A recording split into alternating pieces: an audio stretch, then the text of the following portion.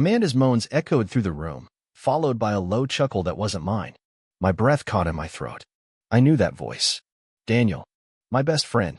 The grainy footage on my phone screen showed exactly what I feared. Amanda, tangled in the sheets with him, her nails dragging across his back like she used to do to me. The timestamp in the corner made my blood run cold. Last weekend, when she told me she was at a work retreat. And then she laughed. My husband's a clueless loser, she said, her voice dripping with arrogance. He'll never divorce me. So a little fun on the side? Who cares? I felt my pulse hammer in my ears. My hands clenched so tight around my phone I thought I might shatter it. The message had come from Michelle, Amanda's best friend. No warning, just a video and a single text. You deserve to know the truth. I did. And now that I had it, there was no going back. I stood there, shaking, watching the woman I had built a life with betray me in the worst way possible. And then something inside me snapped. This wasn't just about an affair. This was about the sheer, brutal disrespect. Amanda thought I was weak. That I'd stay. That I'd take it. She had no idea who she was dealing with. I was going to make her regret every single word. A cold, sharp clarity settled over me. I wasn't going to yell. I wasn't going to break down. That's what she expected, a pathetic, heartbroken husband who'd drown himself in self-pity while she kept laughing behind my back. Not this time. I needed proof. Not just for myself, but for the divorce papers I was about to shove in her face. So I did what any sane man in my position would do. I called a private investigator. The next few days were torture. Pretending everything was normal. Kissing her on the cheek when she came home. Watching her scroll through her phone at dinner, knowing damn well she was probably texting him. I hardly slept, replaying the video over and over in my head. The way she arched into him. The way she smirked when she called me a loser. 3 days later, the PI handed me a folder. I took it without a word and locked myself in my car to read through it. Hotel receipts. Dinner reservations for 2. Photos, clear as day, of Amanda and Daniel wrapped around each other like they didn't have a single care in the world. It wasn't just one night. It wasn't a drunken mistake. This was calculated. Planned. A full-blown affair. I flipped to the last page, a schedule of their next meeting. Tomorrow night. Same hotel. Same room. Perfect. The next evening, I watched her get ready. A tight black dress, red lipstick, hair done up just the way I used to love. She smiled at me through the mirror, not a shred of guilt in her eyes. Don't wait up, she said casually, slipping on her heels. I forced a chuckle. Work thing again? She hesitated for half a second. Yeah, marketing event. You know how these things go. Lies. Every word, a lie. I leaned against the doorframe, arms crossed. Have fun. She gave me a kiss on the cheek like she wasn't about to go betray me. Again. As soon as the door shut behind her, I grabbed my keys. The hotel was just 15 minutes away. I arrived early, heart pounding but mind clear. The PI had already set up hidden cameras in the room. All I had to do was wait. When they finally showed up, I was parked just outside, watching through my phone. The second Daniel opened the door for her, she giggled, running her hands over his chest. A familiar, bitter taste filled my mouth. She used to touch me like that. I let them get comfortable. Let them think they were safe. And when the moment was just right, when Amanda was sprawled out on the bed, her hands tangled in Daniel's hair, I walked in. Calm. Collected. Holding my phone up. Recording. Amanda's eyes shot open. The blood drained from her face. What the hell? Daniel scrambled back, tripping over his own damn feet. Dude, what the? Don't you dare dude me. My voice was steady, too steady. Go ahead. Finish up. Don't let me stop you. Amanda yanked the sheets around her. You're crazy. How did you even know? I held up my phone, playing back the video of her own words. That loser will never divorce me. So a little fun on the side? Who cares? Her own voice mocked her. She gasped like she had just been shot. Where did you? Doesn't matter. I pocketed my phone. You said I'd never leave you. That I'd never have the guts. Guess what? I tossed a thick envelope onto the bed. Divorce papers. Signed. Sealed. Delivered. Amanda's mouth opened and closed, like a fish gasping for air. Wait. I turned to Daniel, who was still sitting there like an idiot. And you? You were supposed to be my friend. I let out a humorless laugh. Nah, scratch that. You were always a snake. I should have seen it. He had the nerve to look ashamed. Man, I didn't let him finish. One clean punch to the face shut him up. Amanda shrieked as Daniel crumpled to the floor, groaning in pain. Are you insane? I took a deep breath. It felt good. Turning back to her, I smiled. You've got 24 hours to get out of my house. She stared at me, stunned. You can't do that. Oh, I can. And I did. The house is in my name. The lawyer's already handling it. I stepped closer, lowering my voice. You thought I'd be weak? That I'd sit around crying while you humiliated me? I leaned in just enough for her to see the absolute nothing I felt for her anymore. You're nothing to me now. Pack your stuff and go. Amanda's eyes filled with tears. You're making a mistake. No, I said, turning for the door. The only mistake I ever made was trusting you. And with that, I walked out. I walked out of that hotel room and didn't look back. Not at Amanda, not at Daniel, not at the pathetic scene they made as I left them there, exposed and ashamed. The moment I stepped outside, the cold night air hit me like a slap to the face. But instead of feeling numb, I felt something else, alive. The rage that had been simmering for days had finally boiled over, and now, all that was left was a sharp, exhilarating clarity. This wasn't just about revenge. This was about taking back my dignity. I drove home in silence, my hands gripping the wheel so tightly my knuckles turned white. Amanda thought she had me wrapped around her little finger, convinced that no matter what she did, I'd stay like some pathetic, love-blind fool. But she was wrong. By the time I pulled into the driveway, I had already made my decision. She wasn't just leaving my life. She was getting erased from it. The next morning, I took action. First, I called my lawyer. Move forward with everything, I said, pacing the kitchen. She's out. I want her name off everything, bank accounts, insurance, the house. She gets nothing. Understood, my lawyer replied. And custody of the kids? That was the one part of this I had to handle carefully. My two boys, Ethan, 12, and Caleb, 9, deserved better than to be caught in the crossfire. I want full custody, I said firmly. She can have visitation, but there's no way I'm letting her raise them with her lies. Then we'll need to gather as much evidence as possible. I already had the videos, the photos, the PI's full report. Amanda had handed me everything I needed to destroy her case before she even knew she was in one. After the call, I packed up all of her things. Clothes, shoes, jewelry, every trace of her. By the time I was done, the house felt lighter, like it had been suffocating under the weight of her betrayal. Then I sent her a single text. Your stuff is on the porch. You have until tonight to get it. After that, it's going in the trash. Her reply came instantly. Ryan, please. Can we talk? I smirked. Now she wanted to talk? Now that she realized I wasn't playing games? I didn't bother responding. Amanda showed up that evening, just as I expected. She stormed up the driveway, her face red with anger, her hair still perfect like she thought she could charm her way out of this. You're being ridiculous, she spat, crossing her arms. We need to discuss this like adults. I leaned against the doorway, arms crossed. Adults? You mean like how you acted when you were crawling into bed with Daniel? She flinched, but quickly masked it with a scowl. It wasn't like that. I laughed. A real, full-bodied laugh. Oh?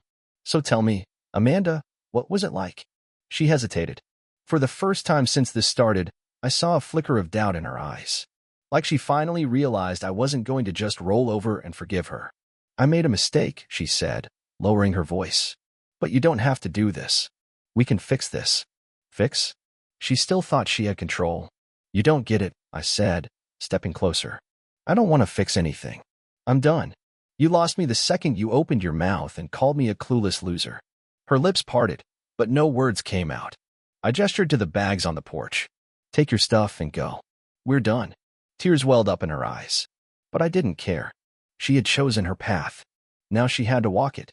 The real satisfaction came the next day. Ethan and Caleb were at my parents' house for the weekend, which gave me time to handle the final piece of my plan. I went to Daniel's office. His smug, backstabbing face paled the moment I walked in. He knew why I was there. Ryan, man, listen. I didn't let him finish. You've got two options, I said, dropping a folder onto his desk. One, your wife gets this. His eyes widened as he flipped through the pages. Every bit of evidence the PI had gathered. The receipts, the hotel footage, even a copy of the divorce papers Amanda had tried to deny. She sees this, and your life blows up just like mine did, I continued. Or, I leaned in. You quit your job today. You move. You disappear from my life, forever. His throat bobbed. You can't be serious. I smiled. Try me. His hands trembled as he picked up his phone. 5 minutes later, he handed in his resignation. By the time I walked out of that office, I knew I'd never see him again. The next week, Amanda's world really fell apart. The kids? They refused to stay with her. After they found out what she did, they wanted nothing to do with her. The house? Gone. Her money? Frozen in legal battles. And the best part? Her best friend, Michelle, the one who exposed her in the first place, spread the truth everywhere. Amanda went from queen bee to social outcast overnight.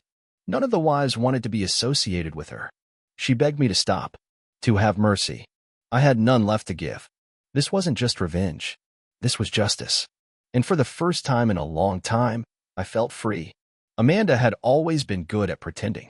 Pretending to be the perfect wife. Pretending to love me while sneaking around behind my back. But now, with nowhere left to hide, the mask was finally slipping. Her texts became more desperate. Ryan, please. Let's talk. You're blowing this out of proportion. The kids won't even look at me. You're turning them against me. I made a mistake, but you're ruining my life. Ruining her life? She did that all on her own. I ignored every message. She didn't deserve my attention. The only thing I cared about now was making sure Ethan and Caleb were okay. But Amanda wasn't the type to accept consequences quietly. It happened 3 days later. I had just picked up the boys from school when I noticed a car parked across the street from my house. A sleek, silver sedan that looked out of place in our quiet neighborhood. Amanda was sitting inside, watching. I pulled into the driveway and turned to Ethan. Take your brother inside. He frowned. Dad, why is Mama inside? I said firmly. Now. Ethan hesitated, then grabbed Caleb's hand and led him inside. I walked straight to Amanda's car. She rolled down the window before I could even knock. Her eyes were red-rimmed, mascara smudged beneath them. She looked like she hadn't slept in days. I just want to talk, she said. I crossed my arms. We already did that. You talked plenty when you thought I'd never leave you. She flinched, but recovered quickly. I get that you're angry, Elle. Angry. I let out a dry laugh. Amanda, you destroyed our marriage. And now that you're finally facing the consequences, you want sympathy? Her grip tightened on the steering wheel. I didn't think it would go this far. I didn't think you'd turn the kids against me. My jaw clenched. I didn't turn them against you. You did that all on your own. Her breath hitched. Ryan, please. Let's figure something out. Figure what out? I gestured to my house. You think I'm just going to let you walk back in like nothing happened? She swallowed hard. I missed them. For a second, just a second, I almost felt bad for her. But then I remembered everything. The video. The laughter. The way she belittled me behind my back. You should have thought about that before you threw it all away. Tears slipped down her cheeks. Can I at least see them? I shook my head. Not today. Not until they're ready. Amanda pressed her lips together like she wanted to argue, but she knew she had no ground to stand on. Finally, she let out a shaky breath and nodded. Okay. She put the car in drive and pulled away. I watched her go, waiting until she was out of sight before heading back inside. I thought that was the end of it. I was wrong. 2 days later, I woke up to the sound of my phone buzzing. A call from an unknown number. I almost ignored it, but something told me to answer. Hello?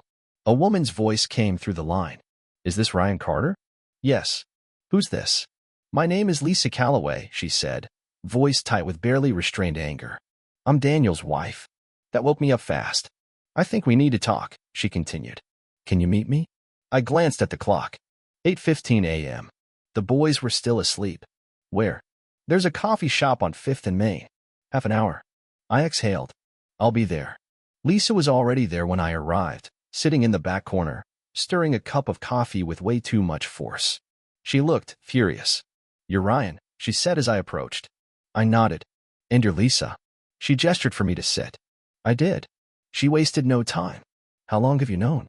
I folded my hands on the table. A couple of weeks. You. 3 days, she spat, eyes blazing. 3 days since I found out my husband of 12 years has been screwing your wife. I didn't say anything.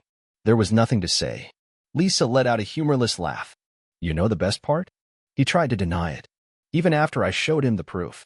Photos, messages, everything. Typical, I muttered. She took a sip of coffee, her hands shaking slightly.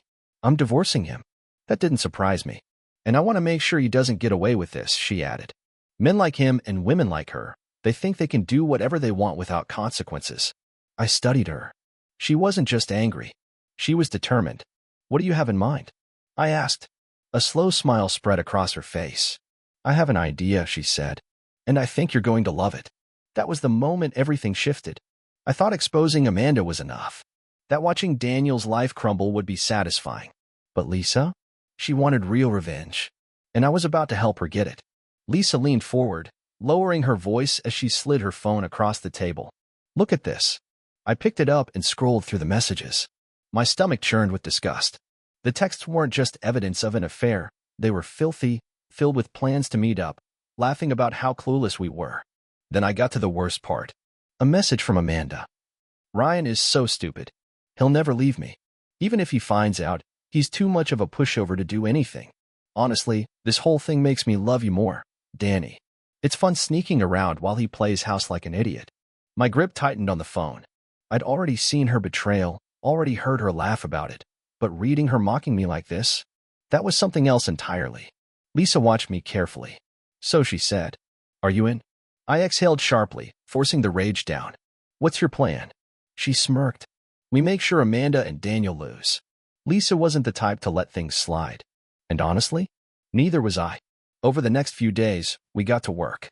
She sent copies of the messages to her divorce lawyer, ensuring Daniel would get the worst deal possible in court. I forwarded everything to my lawyer too.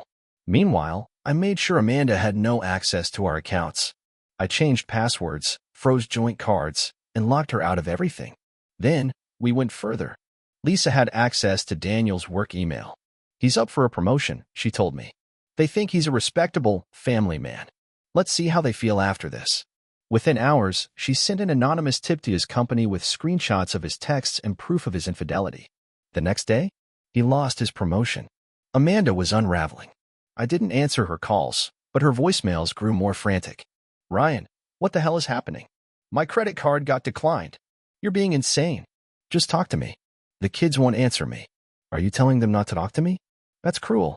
I swear to God, if you don't let me see them, I'll..." She didn't get to finish that last threat. I blocked her number. She showed up at the house the next day.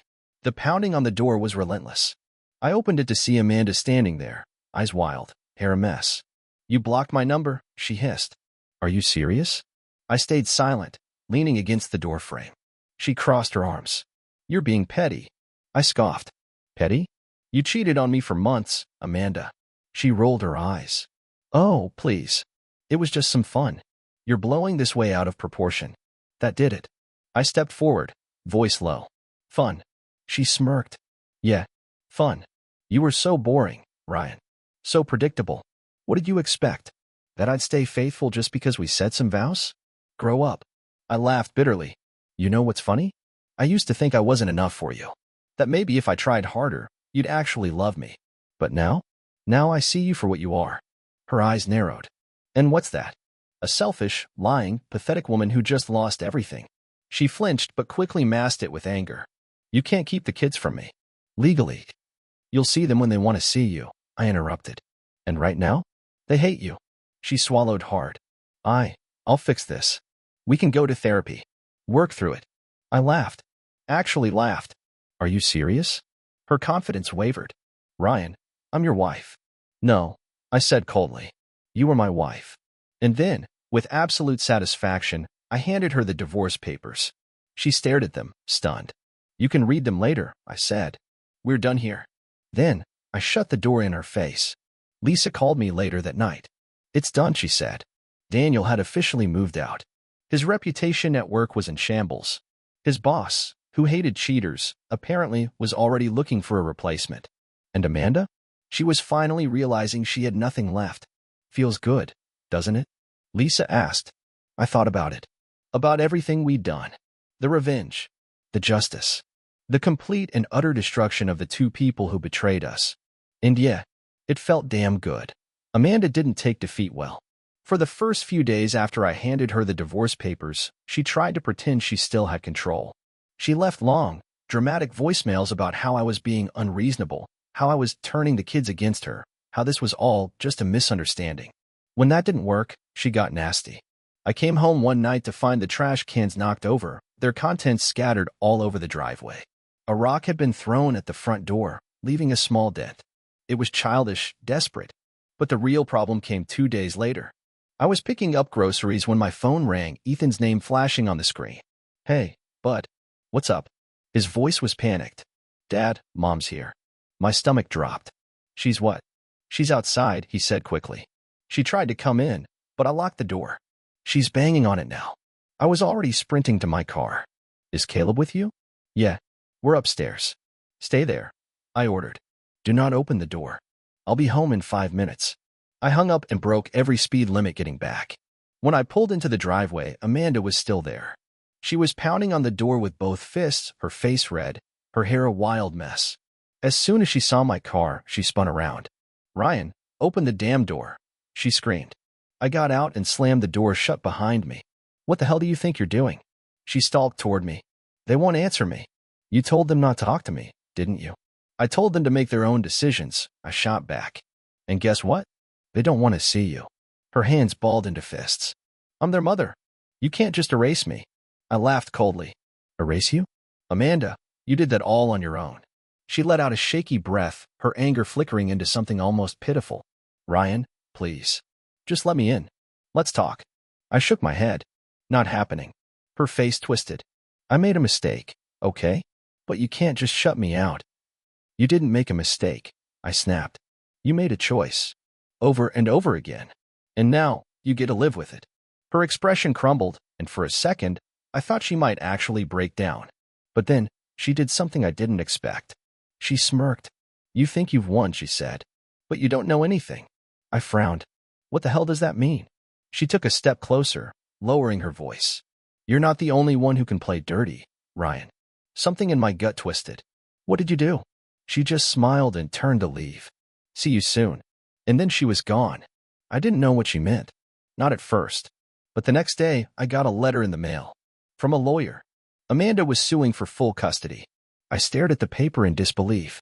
She knew the boys wanted nothing to do with her. She knew she had no case. But she wasn't fighting for them. She was fighting to hurt me. And I wasn't going to let her win. Lisa called me that night. Got your message, she said. What's going on? I sighed. Amanda's trying to take the kids. There was a long silence. Then, a quiet chuckle. Well, Lisa said. She really is that stupid. I rubbed my temples. She has no case. I mean, Ethan hates her right now. But if she drags this into court, it's going to be a mess. Lisa hummed. Maybe. But there's a way to make sure she doesn't even try. I frowned. How? Leverage. I leaned forward. I'm listening. Amanda thought she could blindside me. She thought she still had power. But what she didn't realize was that Lisa and I weren't playing fair anymore. The next day, Lisa sent me something that would destroy Amanda's case before it even started. A video. Not the one I had already seen. This one was worse. It was a recording of Amanda drunk, slurring, ranting to a friend about how she didn't even want the kids, how she was only fighting for custody to make Ryan miserable. She laughed in the video. Actually laughed. I played it 3 times just to make sure I wasn't imagining it. Then, I called my lawyer. Amanda had no idea what was coming. When I showed up to our first legal meeting, she was all smug confidence. She sat across from me in the conference room, her lawyer at her side, acting like she had already won. This is a waste of time, she said. The judge will see that the kids belong with their mother. I didn't say anything. My lawyer calmly pulled out a tablet, pressed play, and slid it across the table. Amanda frowned. What is? And then she heard it. Her own voice. Slurring. Mocking. Bragging that she didn't even want the kids, that this was all about revenge. Her face drained of color. The smugness vanished. Her lawyer's jaw tightened. We need a moment, he muttered. No, I said. We don't. I leaned forward, staring Amanda dead in the eyes. You dropped this case, I said. Now. Amanda's mouth opened, then closed. For the first time in her life, she had nothing to say. I turned to her lawyer. Or we take this to court, and I make sure this video is played in front of a judge. Silence. Then, Amanda slammed her hands on the table and stormed out. Her lawyer sighed, rubbing his temples. I'll draft the paperwork. Game. Set. Match. Lisa called me later. How'd it go? I smirked. She ran. She laughed. Good. I exhaled, finally feeling the weight lift off my shoulders. The battle was over. Amanda had lost. And I? I was finally free. Amanda had always been a woman who thrived on control. She played games, manipulated situations, and twisted narratives to fit whatever image she wanted the world to see. But this time, she had lost. The legal battle ended before it even truly began. With that video in my hands, she had no choice but to back down.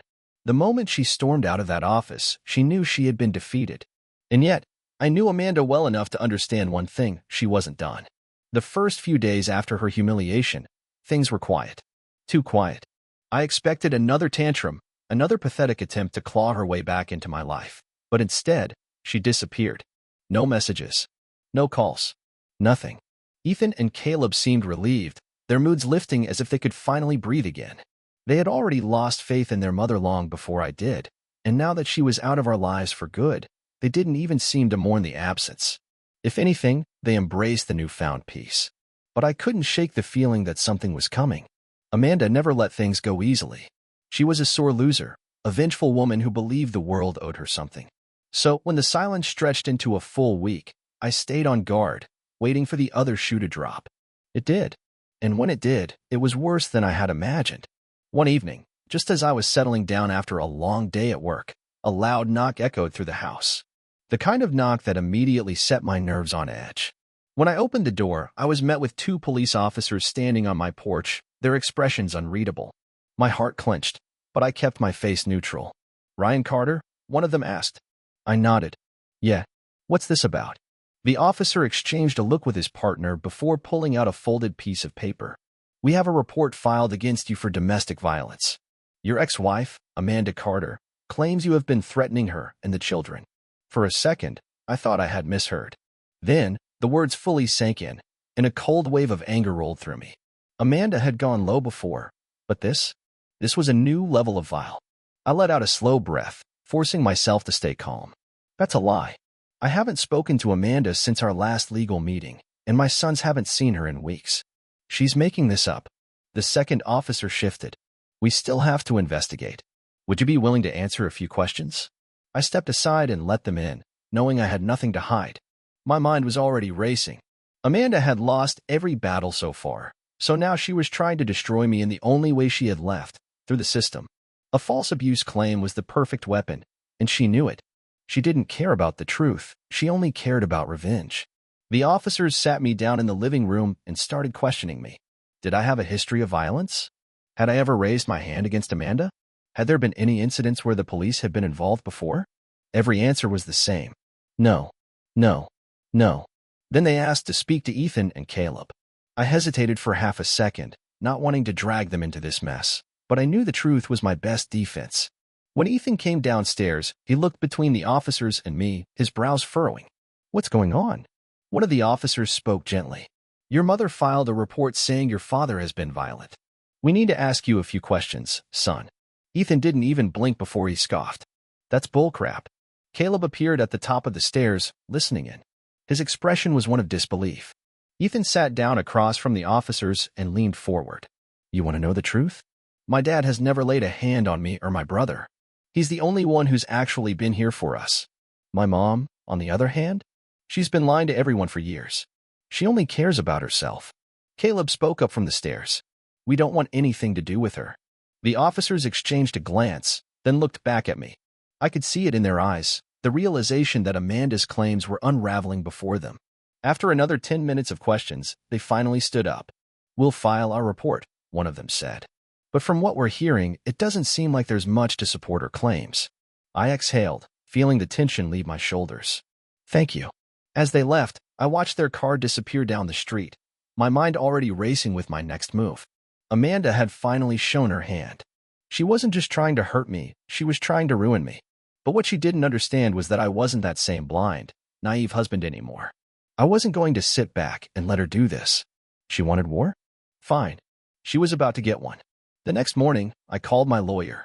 "I want a restraining order," I said the moment he picked up. He didn't even sound surprised. "Against Amanda?" "Yes. And I want it now."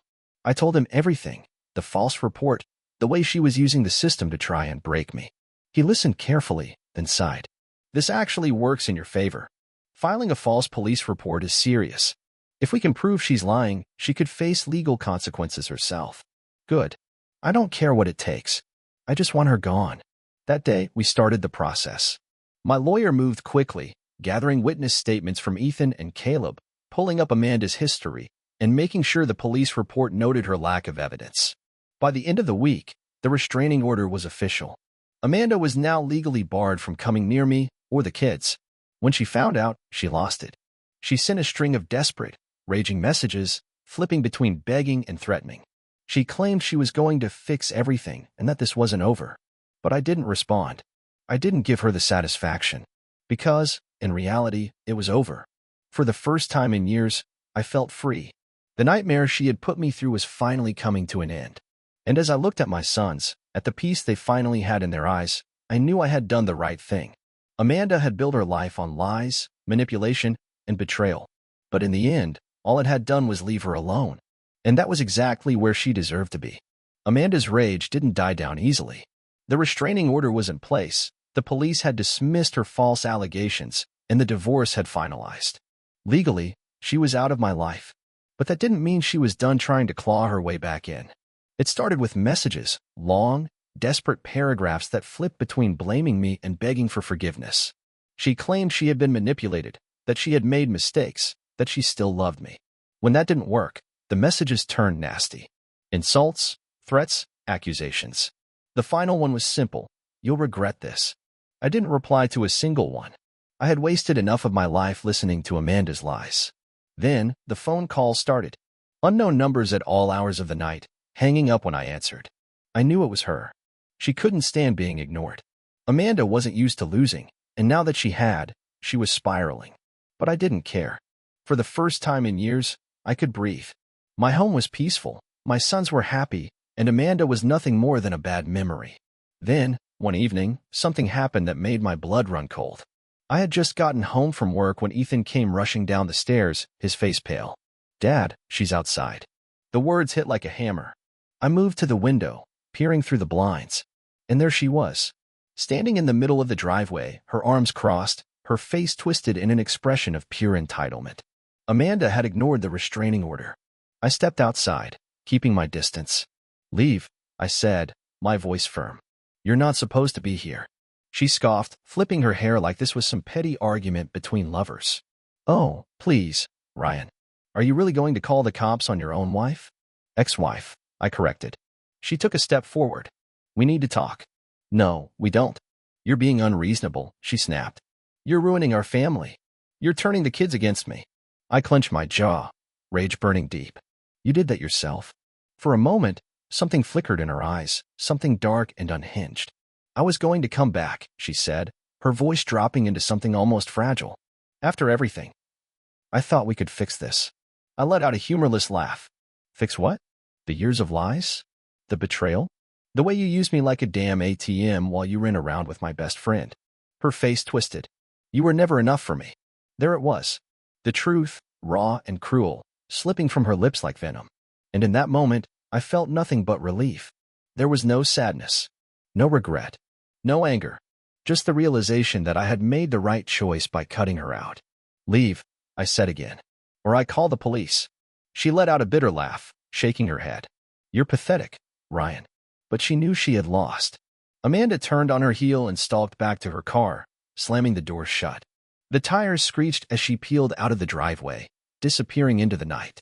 That was the last time I ever saw her. The days turned into weeks, then months. Life moved on. Amanda tried, in her own desperate way, to keep a grip on the boys. She called, left messages, even tried to guilt them into meeting up with her. But Ethan and Caleb had made their choice. They saw her for who she really was, and they wanted nothing to do with her. She moved to another city not long after. I didn't ask where. I didn't care. The house felt lighter without her presence lingering in the corners like a shadow. I rebuilt my life, piece by piece. My focus was on my sons, on making sure they had the life they deserved. And for the first time in a long time, I felt truly happy. One evening, months later, I was sitting on the back porch, watching the sunset, when Ethan joined me. He sat down, silent for a moment before speaking. "You know, I'm proud of you, Dad." I turned to him, surprised. "For what?" "For not letting her win." He exhaled, staring out at the sky. "I always thought you'd just take her back, no matter what she did. But you didn't. You chose us instead." The words hit deep. I had spent years feeling like a failure, like I wasn't enough. But in that moment, I realized something. I had won. Not in the way Amanda played her games. Not in some petty battle of revenge. But in the way that mattered. I had protected my sons. I had given them a better life. And I had freed myself from the prison she had built around me. Amanda had lost everything.